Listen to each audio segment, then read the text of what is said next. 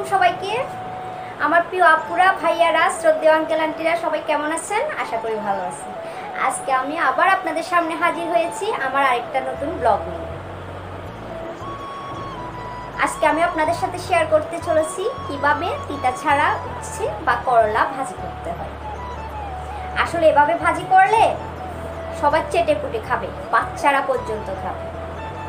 আর প্রিয় আপু এবং ভাইয়ারা এবং আমার শ্রদ্ধেয় আঙ্কেল আন্টিরা, আপনারা যদি আমার চ্যানেল সাবস্ক্রাইব করে না থাকেন, প্লিজ আমার চ্যানেলটা সাবস্ক্রাইব করে দিবেন। আর আমার ভিডিও ভালো লাগলে প্লিজ লাইক কমেন্ট করে জানাবেন। আর হাতে যদি সময় থাকে আমার ভিডিওটা শেয়ার করে দিবেন। আর আপনারা যদি ইতিমধ্যে অলরেডি আমার চ্যানেল সাবস্ক্রাইব করে থাকেন, আপনাদের অসংখ্য ধন্যবাদ। ওকে, দেখতে থাকুন আমার রেসিপিটা।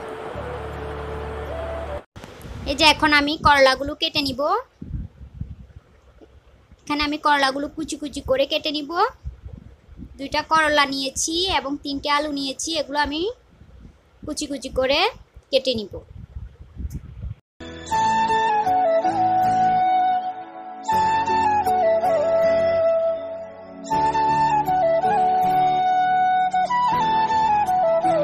এই যে করলাগুলা কেটে নিয়েছি, এখন কিছু লবণ দিয়ে করলাগুলাকে আমি ভালোভাবে মাখিয়ে কিছুক্ষণ রেখে দিব।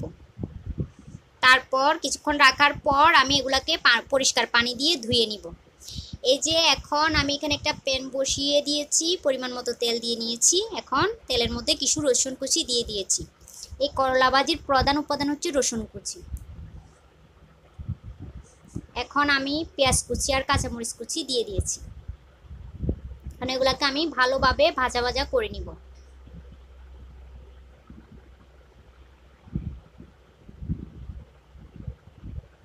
এই যে আমি এখানে করলা বা উচ্ছে দিয়ে দিয়েছি।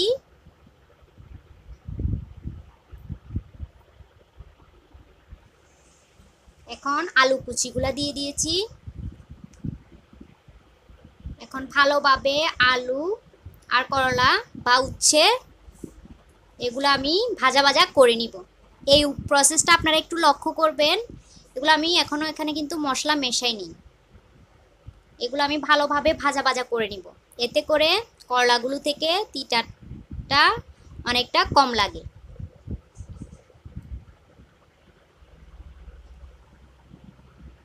ফাইনালি আমি এখানে হলুদ, অল্প পরিমাণের হলুদ, অল্প পরিমাণের মশলা দিয়ে দিয়েছি। এখন আমি মশলাগুলো করলার সাথে মিক্স করে নিব, কিছুক্ষণের জন্য ঢেকে দিব। প্রিয় আপু এবং ভাইয়ারা, এভাবে একবার ট্রাই করে দেখতে পারেন, ইনশাল্লাহ আপনাদের ভালো লাগবে। এই যে ফাইনালি আমার করলাগুলো প্রায় হয়ে এসেছে।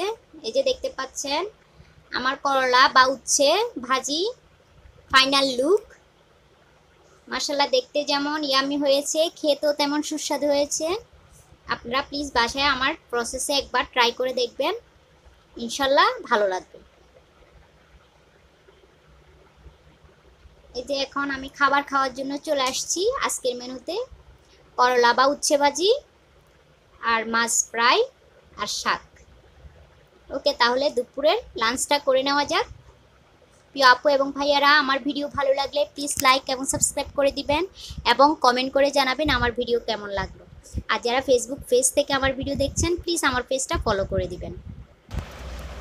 ওকে, আল্লাহ হাফেজ, সালামু আলাইকুম। সবাই ভালো থাকবেন, সুস্থ থাকবেন। আজকের মতো আমার ভিডিও এই পর্যন্তই। আর সবাই আমার পাশে থাকবেন।